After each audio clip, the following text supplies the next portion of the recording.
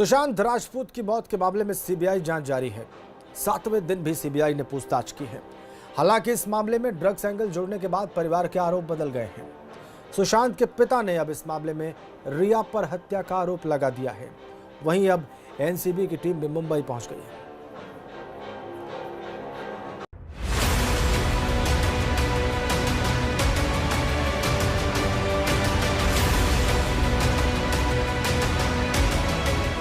सुशांत की मौत के मामले में 7वें दिन भी सीबीआई की पूछताछ जारी रही। हालांकि दिन की शुरुआत धमाकेदार रही। जब सुबह सुशांत के पिता के सिंह मीडिया के सामने आए और उन्होंने अपने बेटे को लेकर रिया पर अब तक का सबसे संगीन आरोप लगाते हुए साफ साफ हत्यारी बताया और जहर देने की साजिश का आरोप लगा दिया। रिया मेरे बेटे सुशांत को लंबे समय से जहर पिलाया करती थी। वो इसकी हत्यारी है। जांच से को चाहिए कि रिया को और उसके सहयोगी को अविलंब गिरफ्तार करें और उसे सजा दिलाएं। इसके बाद सिद्धार्थ पिठानी और रिया के परिवार को ईडी ने समन भेज दिया, जिसके बाद मुंबई पुलिस रिया के घर पहुंची। हालांकि इससे पहले यह भी खबर सामने आई कि रिया ने इंस्टाग्राम पर एक पोस्ट शेयर किया जिसमें अपनी और अपने परिवार की जान को खतरा बताया। वहीं रिया के ड्रग्स कनेक्शन को लेकर सामने आई खबरों के बीच एक एनसीबी की टीम भी मुंबई के लिए रवाना हो गई। वहीं सुशांत राजपूत के ड्रग एडिक्ट होने की अटकलों को लेकर बॉलीवुड एक्टर एजाज खान ने दावा किया कि सुशांत को ड्रग्स की आदत नहीं थी। क्योंकि जितना मैं सुशांत को जानता हूं, वो सुसाइड तो नहीं कर सकता और एक बहुत ही स्ट्रांग आदमी था। वो एक स्ट्रांग अच्छा दोस्त था, बहुत पॉजिटिव, बहुत बिलीवर लाइक और बिहार से आके इतना बड़ा नाम करना। आज हम भी बॉलीवुड में इतने सालों से सब लोग हैं।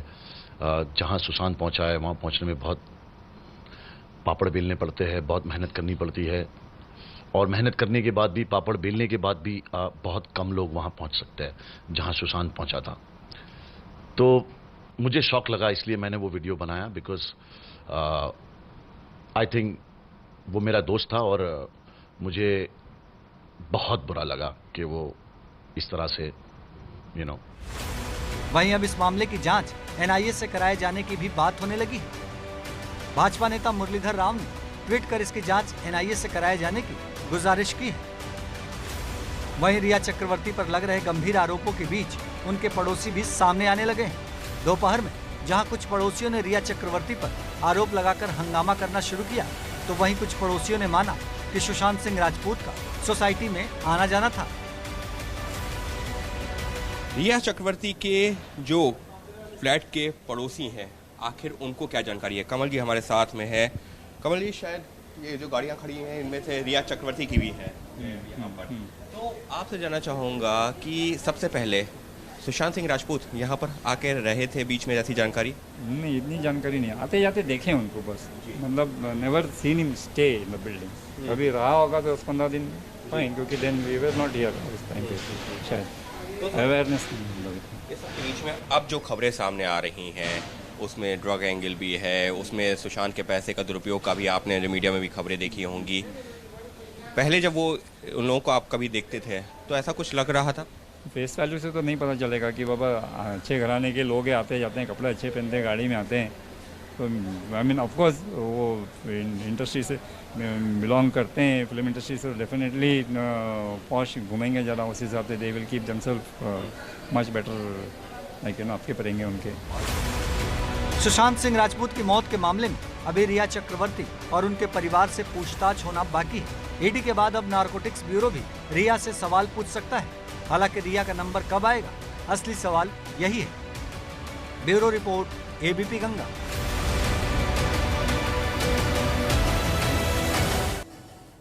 सिर्फ बॉलीवुड एक्टर सुशांत सिंह राजपूत की मौत की पहली ही सुलझी नहीं है, बल्कि एक आईएएस अनुराग तिवारी की मौत की पहले भी उलझी हुई है।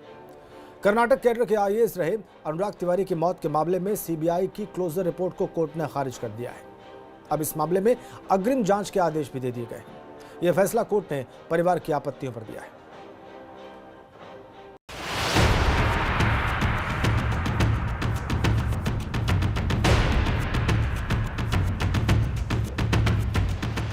आईएएस अनुराग तिवारी मौत के मामले में चूकी सीबीआई।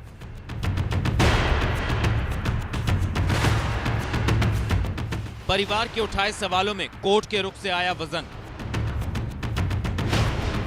हादसा नहीं तो क्या कोई और वजह है आईएएस की मौत की? इन सवालों को जन्म दिया है सीबीआई की स्पेशल कोर्ट के उस फैसले ने, जिसमें उसने सीबीआई की क्लोजर रिपोर्ट को खारिज कर दिया है।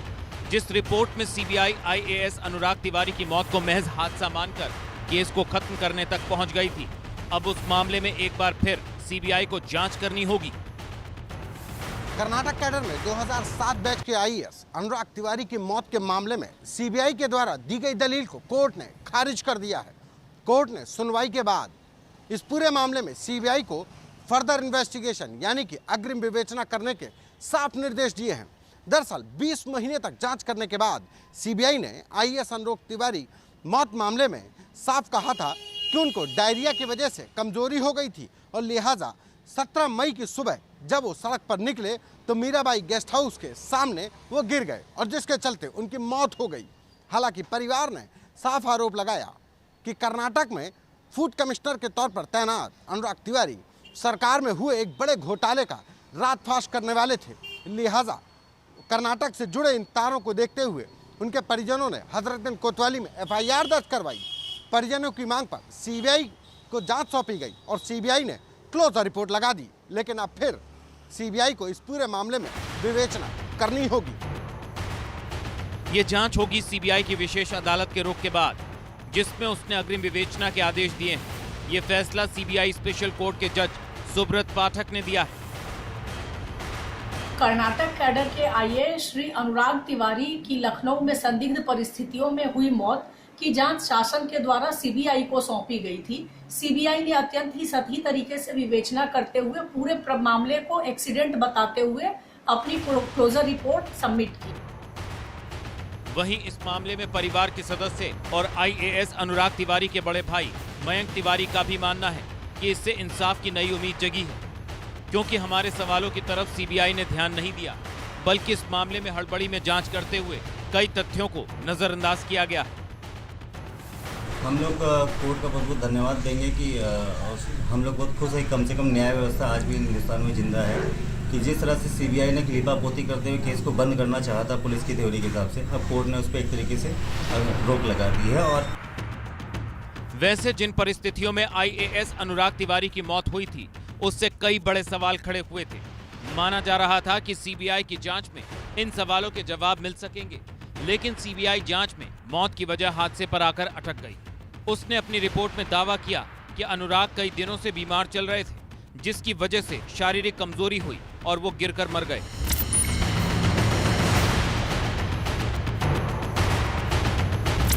जबकि कई ऐसे सवाल रहे जिनका जवाब तलाशा जाना है, जैसे अनुराग तिवारी का व्हाट्सएप जिस नंबर पर चल रहा था उसे घटना वाले दिन क्यों बदला गया और किसने बदला? लखनऊ में पीएन सिंह का आवास होने के बावजूद वो 16-17 मई की रात अनुराग तिवारी के साथ गेस्ट हाउस में क्यों रुके? 16 मई को बेंगलुरु का टिकट अचानक क्यों कैंसिल कराया गया और फिर वो टिकट वाया कोलकाता किसने और क्यों बुक हुआ? कर्नाटक में फूड कमिश्नर के तौर पर क्या राशन माफियाओं का सुराग मयंक तिवारी के हाथ लग गया था? इस मामले में जो भी अब तक हुआ उसके मुताबिक 14 मई को अनुराग तिवारी बहराइच से पहुंचे थे लखनऊ। तत्कालीन एलडीए वीसी पीएन सिंह के साथ राज्य अतिथि गृह में थे रुके। 6 मई को अनुराग और पीएन सिंह रात को रेस्टोरेंट से डिनर कर लौटे। अनुराग आकर कमरा नंबर 19 में चले गए। 17 मई को सुबह करीब 6 बजे अनुराग का शव मिला। गेस्ट हाउस से करीब 50 मीटर दूर बीच सड़क पर पड़ी थी बॉडी। शाम को हुआ था शव का पोस्टमार्टम। जून 2017 में सीबीआई ने मामले की जांच शुरू कर दी। 20 महीने की जांच के बाद सीबीआई ने फरवरी 2019 में 23 पन्नों की क्लोजर रिपोर्ट दाखिल की और माना कि अनुराग तिवारी बेहद ईमानदार अफसर थे। 10 सालों से करियर में 7 से 8 बार तबादला किया गया, लेकिन उनकी मौत साजिशन हत्या नहीं, एक हादसा है।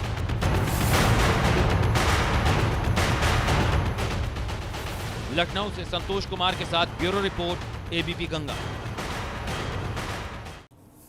आईएएस अनुराग तिवारी की मौत की गुत्थी भले ही सुलझने में वक्त लगे, लेकिन अपराधियों की कुंडली पर सरकार ने गौर करना शुरू कर दिया है। इसी के साथ ग्रहों का सही घरों में बिठाना भी। और यही वजह है कि अपराध की बुनियाद पर खड़े साम्राज्य को चुन चुन कर ढहाया जा रहा है। ऐसा ही एक साम्राज्य ध्वस्त किया है मुख्तार अंसारी का लखनऊ में।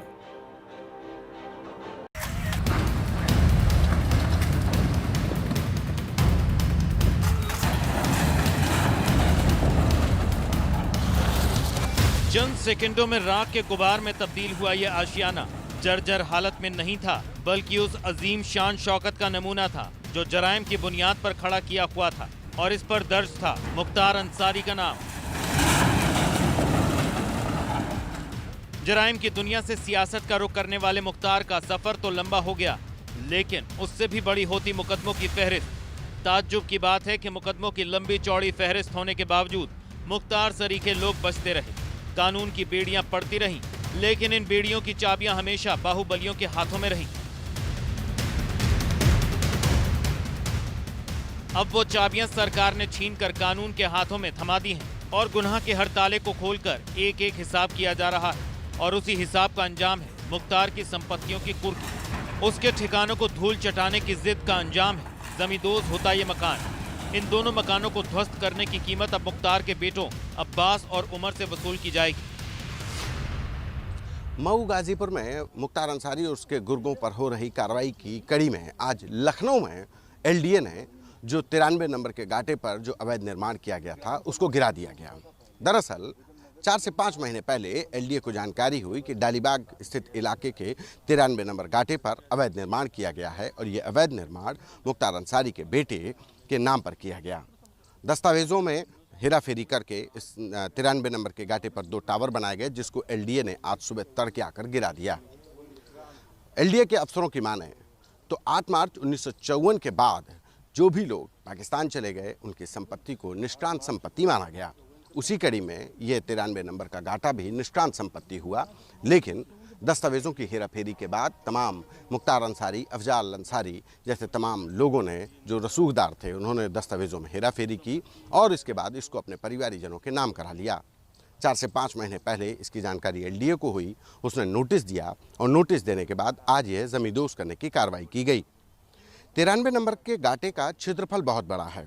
अगर देखा जाए तो इसी कड़ी में ये जो मेरे पीछे ये अफजाल अंसारी का घर है जो मुख्तार अंसारी के बड़े भाई हैं, उसके बाद इसके पीछे ग्रैंडियर अपार्टमेंट बनाया गया। ये पूरे इलाके में अपार्टमेंट्स बने हैं। मुख्तार अंसारी और अफजाल अंसारी का घर बनाया गया है। अफसरों की माने तो आने वाले वक्त में इस पूरे क्षेत्रफल का भी जांच की जाएगी, जो निर्माण किए गए हैं उनकी भी जांच की जाएगी और अगर वो अवैध निकले, दस्तावेजों में गड़बड़ी करने के बाद इसका निर्माण किया गया, तो जाहिर है ये अपार्टमेंट भी एलडीए की कार्रवाई की जद में होंगे। सिर्फ इतना ही नहीं, मुख्तार के साथ ही उसके गुर्गों पर भी कार्रवाई शुरू हो गई है, जिसमें 12 अपराधियों को जिला बदर कर दिया गया है। इनमें अल्तमश सभासद पुत्र मुजफ्फर रहमान, साकिन अस्तुपुरा, थाना दक्षिण टोला, अनीस पुत्र इकराम, साकिन मदनपुरा, थाना दक्षिण टोला मऊ, मोहर सिंह पुत्र कलीन सिंह, साकिन भदीड़, थाना मोहम्मदाबाद, जुल्फिकार कुरैशी पुत्र मोहम्मद यूसुफ, साकिन बड़ा गांव, थाना घोसी, तारिक पुत्र फैजल, साकिन डोमनपुरा, चमनपुरा, थाना दक्षिण टोला मऊ, मोहम्मद सलमान पुत्र मोहम्मद अली, डोमनपुरा, थाना दक्षिण टोला मऊ, आमिद हमजा पुत्र इखलाक अहमद, साकिन डोमनपुर, थाना दक्षिण टोला मऊ, मोहम्मद तलहा पुत्र अता और रहमान, साकिन डोमनपुरा, थाना दक्षिण टोला मऊ, जावेद आरजू पुत्र अनीस, साकिन दमाद नगर, डोमनपुरा, थाना दक्षिण टोला मऊ, मोहम्मद हाशिम पुत्र अरशद कमाल, मिर्जहादीपुरा, थाना दक्षिण टोला मऊ, राशिद पुत्र ओजैर, साकिन मिर्जहादीपुर, थाना दक्षिण टोला मऊ, 12 अभियुक्त अनुज कनौजिया पुत्र हनुमान कनौजिया, निवासी नवापुरा, बहलोलपुर, थाना चिरैया कोट, जनपद मऊ। बीते 1 साल की अगर बात करें तो मुख्तार बीते 1 साल में मुख्तार अंसारी की मऊ, गाजीपुर और अब लखनऊ में 70 करोड़ की अवैध संपत्ति को ध्वस्त किया गया। 41 करोड़ की आय वाले अवैध धंधों पर ताला लगा दिया गया। अंसारी के गैंग में शामिल 96 गुर्गे गिरफ्तार कर जेल भेजे गए। 75 अपराधियों पर गैंगस्टर लगाया गया। अंसारी और उसकी गैंग को दिए गए 75 शस्त्र, लाइसेंस निरस्त किए गए। इसके साथ ही मछली कारोबार से जुड़े 8 लोगों को गिरफ्तार किया है। ये वो ठिकाना है जहां से मुख्तार गैंग को 38 करोड़ की सालाना कमाई होती रही। पूर्वांचल के बाहुबली डॉन मुख्तार अंसारी पर सरकार और प्रशासन का शिकंजा कसता हुआ नजर आ रहा है, लेकिन बनारस सहित पूरे पूर्वांचल के मछली व्यवसाय में आज भी डॉन की बादशाहत बरकरार है। आज भी डॉन के गुर्गे मछली व्यवसाय से जुड़े नेटवर्क को बखूबी चला रहे हैं और अब ये देखना होगा कि क्या प्रशासन उन पर भी अपनी निगाहें पैनी करता है, उन पर भी कार्रवाई करता है। आपको बता दें कि मकसूद आज भी फरार बताया जा रहा है और सलीम मछली वाले की गिरफ्तारी हो चुकी है, लेकिन नेटवर्क और बादशाहत अभी भी जारी है। अब पुलिस के सामने बड़ा चैलेंज है कि इस नेटवर्क को कैसे तोड़े, किस तरह से कार्रवाई करे कि मछली व्यवसाय से डॉन के गुर्गों का हस्तक्षेप खत्म हो। मछली कारोबार क्रेडिट पर चलता रहा, वो भी मुख्तार अंसारी के नाम पर। मछली कारोबार में दरअसल यहाँ पे मछली का उत्पादन कम होता है और जानबूझ के वो कम कराया जाता है। मछलियाँ यहाँ पे जो आती हैं आंध्र प्रदेश से, जो मछलियाँ आती हैं उस टोटल एक नेटवर्क है और उस पे अभी भी ऐसा माना जाता है कि इनका प्रभाव ज़रूरत से अधिक है। मुख्तार अंसारी से जुड़े हुए लोगों का मकसूद एक ऐसा फेस था जो कि खुद को मुख्तार का रिश्तेदार बता करके सरकारी विभागों में जो लाइसेंसिंग से लेकर के और दबाव बनाने वाला काम था वो मकसूद के जरिए होता था। अब समय आ गया है मुख्तार पर शिकंजा कसने का और इस जराइम की गैंग के कमर तोड़ने का। यही वजह है कि सरकार इसे लेकर किसी तरह की नरमी बरतने के मूड में नहीं है। वाराणसी से नितेश पांडे के साथ लखनऊ से संतोष कुमार की रिपोर्ट। एक छोटे से ब्रेक ले रुक रहे हैं, फौरन वापस लौटते हैं।